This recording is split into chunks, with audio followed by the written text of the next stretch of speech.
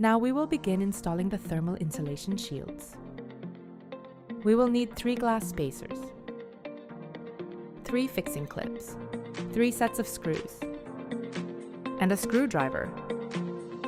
First, insert the screw into the fixing clip and tighten it.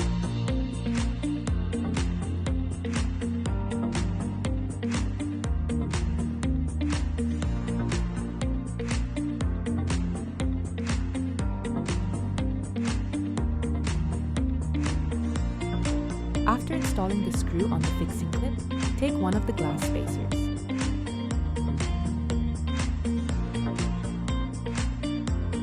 Then, use the screwdriver to secure it to the fixing clip.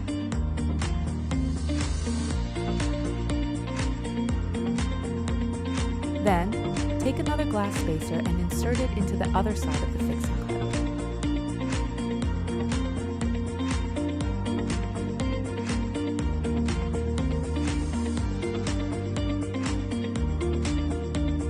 Looking at the cross-section of the fixing clip, you will see that one side is longer and the other is shorter.